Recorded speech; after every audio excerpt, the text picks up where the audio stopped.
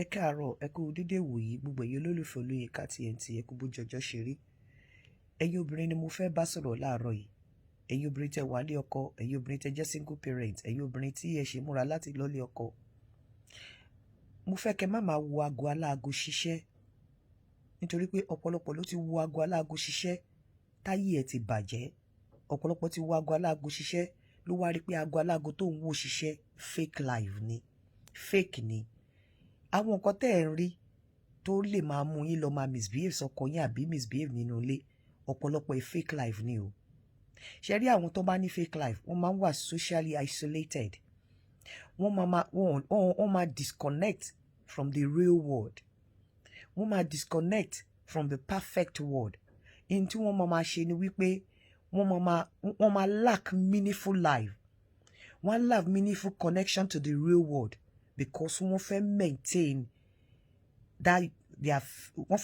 their fake life, àwọn fake ìgbésí ayé tí wọ́n gbé, wọ́n máa fẹ́ maintain ẹ̀. Wọ́n á dẹ̀ wá gbé fake aspect over real life. Ọkàn wọn ò kí ń balẹ̀, wọ́n máa ń feel unhappy because wọ́n fẹ́ maintain their fake life.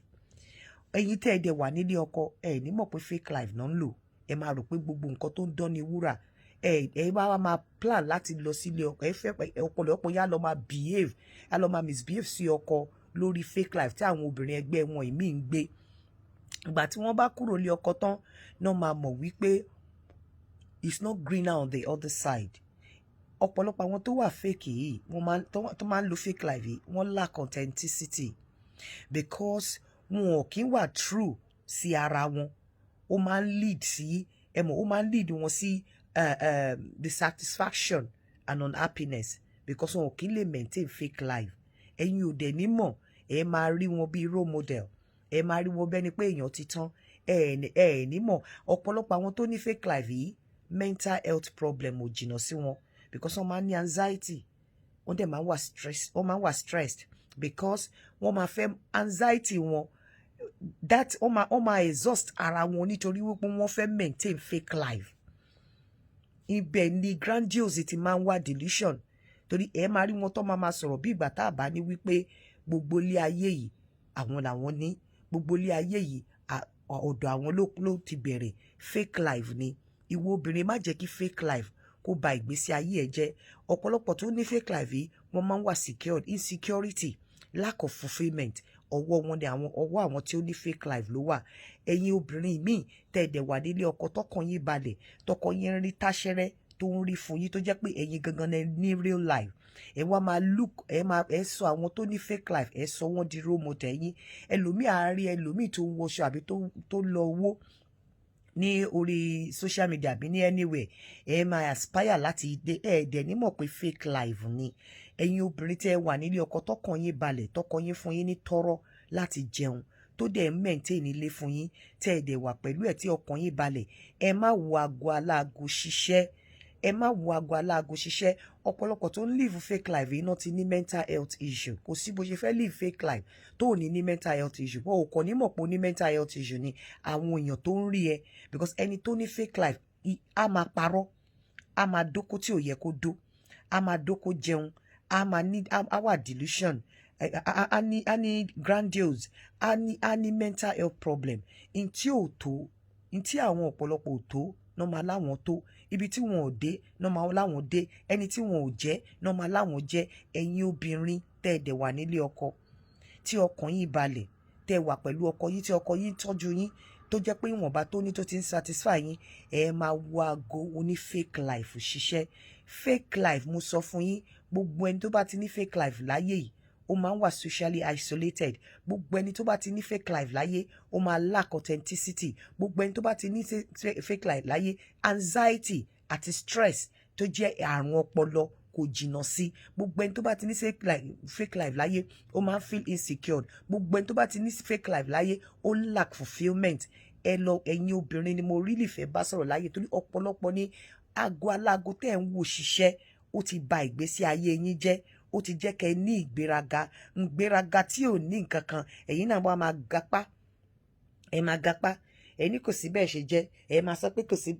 báwo lẹ ṣe jẹ́. Ibi tẹ́ ẹ wà tó jẹ́ pé àwọn ẹlòmíín admire wọ́n aspire láti débẹ̀ ẹ fẹ́ fi bẹ́ẹ̀lẹ̀ nítorí pé ẹ rí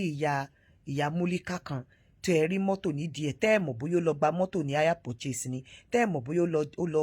tẹ́ ẹ̀ mọ̀ bí tó ti rí tẹ́ ẹ̀ mọ̀ bóyá fámìlì ẹ̀ ni àwa parọ́ fún yín alọ́kọ ló rà fún yín àwa parọ́ fún yín alọ́kùnrin kan tóun ò tí ò tí ì fẹ́hùn sílé ló rà fún yín èyí náà máa wò pé ẹni tí ò tí ì fẹ́ sílé tó ra mọ́tò fún ọkọ tí mo fẹ́ sílé kò mà rà fún yín ẹ̀ ní mọ̀ pé fake life yín láyé yín bá bàjẹ́ ẹlòmíà wá sọ fún yín ẹ máa rí aṣọ ẹ ní mọ̀ bóyá ó lọ yáṣọ wọ̀ ni ẹ ní mọ̀ bóyá ó lọ gba aṣọ ó lọ rẹǹtì ẹ ó máa dá padà ni ẹ ní mọ̀ ẹ máa wò pé ọkọ tí ẹ ń raṣọ fún ọkọ tí ẹ ń ṣe kinní kan fún ẹ ní mọ̀ pa ayé yín fẹ́ bàjẹ́ ni fake life ẹ̀yin obìnrin ẹ má máa tẹ̀lé nǹkan tí àwọn tẹ bá rí tí àwọn èèyàn bá wọ̀ àbí tẹ bá gbọ́ tí àwọn èèyàn bá sọ ọ̀pọ̀lọpọ̀ nínú ọ̀rọ̀ ẹ ti mọ̀ pé wọ́n ti ní mental problem ẹ ti mọ̀ pé wọ́n ti ní grandiose ẹ ti mọ̀ pé ẹ ti mọ̀ pé ọpọlọ wọn ò pé mọ́ ọ̀pọ̀lọpọ̀ nínú ìṣe ẹ ti mọ̀ wípé àwọn eléyìí ìgbésí ayé tí wọ́n ń gbé ìgbésí ayé tí ò real ni ẹ̀yin obìnrin ẹ fẹ́ máa tẹ̀lé irú ìgbésí ayé yẹn ọ̀pọ̀lọpọ̀ míì àti ẹ̀ tún máa fi ti ayé ìwọ tó jẹ́ pé ayé tí ìwọ ní ó yẹ kí obìnrin ẹgbẹ́ ẹ máa fi tọrọ wá máa fi ayé aláyé tọrọ tó dẹ̀ ní mọ̀ pé ayé aláyé yẹn ayé fake ni tó ní mọ̀ pé ayé aláyé yẹn ayé tí ò real ni tí ò ní mọ̀ pé ayé aláyé yẹn ayé tó lack authenticity ni tó ní mọ̀ pé ayé aláyé yẹn ayé tó kún fún stress àti anxiety ni tó ní mọ̀ pé ayé aláyé yẹn ayé tó wà socially isolated ni tó ní mọ̀ pé ayé aláyé yẹn ayé tí ò ní security ni tó ní mọ̀ pé ayé aláyé yẹn ayé tó lack fulfilment ni wàá máa fi tọrọ ìwọ tó jẹ́ pé ayé tiẹ̀ tó real tó yẹ kí èèyàn máa fi tọrọ ìwọ tó yẹ pé ayé tiẹ̀ tó ní authenticity ayé tiẹ̀ tó wà stress free ayé tiẹ̀ tó wà tí ò ní tí ilé ayé ẹ̀ tó ò ní anxiety ayé tiẹ̀ tó wà tó kún fún fulfilment tó wà fulfilled ayé tiẹ̀ tó ní security wàá filẹ̀ wàá máa fi ayé tí ò ní gbogbo àwọn nǹkan tí mo kà yìí wàá máa fi tọrọ pé tí n bá tún lé ayé wá irú èèyàn báyìí ni mo fẹ́ jẹ́ o irú ọkọ báyìí ni mo fẹ́ ní o irú inú ilé báyìí mo fẹ́ wọ̀ o mọ̀ pé ilé tó kún fún ẹkún ilé tó kún fún òṣè òun ló fi ń tọrọ wípé ilé tiẹ̀ gangan tí wọ́n wà ayé tiẹ̀ gangan tó ní òun láyé tó yẹ kó fi tọrọ ojú kòkòrò ni ojú kòkòrò kì í ṣe gbogbo nǹkan tó bá ń dán ni wúrà kì í ṣe gbogbo nǹkan tó bá fi ara jọ tòótọ́ òun ni tòótọ́ òun lẹ ṣe máa ń rí mi pẹ̀lú bọ́nẹ̀tì mi ìsọnù yìí bí àṣà àbúrò mi pé màá gbé wá mi kì í wago aláago ṣiṣẹ́ mi ì fẹ́ mọ nǹkan tó wọ̀ mi ì dẹ̀ fẹ́ mọ nǹkan tó tó mi ì fẹ́ mọ nǹkan tó jẹ́ tó máa ń sọ pé ojú kòkòrò àbí tí wọ́n fi pé fake life nílé ayé yìí bóyá wọ́n ń ta ní gbàǹjo lọ́dọ̀ tèmi wọn ò lè ta torí mi ò rí ìyàn mi ò rí ẹ kéèyàn fò sókè báyìí kó balẹ̀ mi ò rí ẹ ara mi ni mo tó ara mi ni mo mọ̀ ìwọ obìnrin wà sufficient fúnra ẹ tó ara ẹ jẹ́ kí ìtẹ́lọ́rùn di ìtẹ́lọ́rùn mọ́ ẹrù ẹ mú ojú kòkòrò tún dànù kúrò nínú ẹrù ẹ gbogbo nǹkan tó bá ń dán mọ̀ pé kò ń ṣe gbogbo ẹ̀ ní wúrà ọ̀pọ̀lọpọ̀ àwọn nǹkan tẹ́ ẹ rí fake life ni ẹ má jẹ́ kí àwọn tó ń lo fake life ó ba ìgbésí ayé ilé yín jẹ́ ẹ má jẹ́ kí àwọn ẹ má mọ ẹni tó ń lo fake life lọ́rẹ̀ẹ́ ayé yín máa padà bàjẹ́ ni tẹ́ bá ẹni tó ń lo fake life ẹni tó bá ní tó bá tó nǹkan èèyàn kan ló máa fẹnu ara ẹ̀ sọ pé òun tó nǹkan àwọn èèyàn jẹ́ kí àwọn èèyàn máa sọ wípé báyìí ló ṣe tó jẹ́ kí àwọn èèyàn tó ti bú ẹ tó ti ṣá ẹ tẹ́lẹ̀ jẹ́ kó padà wá gbà ẹ lọ́gàá pé àtàrí àjànàkú ni tó bá ti ní ọ̀rẹ́ tó ti ń gbé ara ẹ̀ pé kó rí òun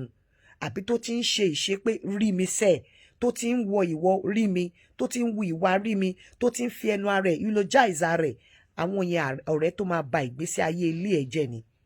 kódà kí irú ọ̀rẹ́ yẹn wà nílé ọkọ tó bá ṣọ́ra ó máa fà á sí association of alágbèrè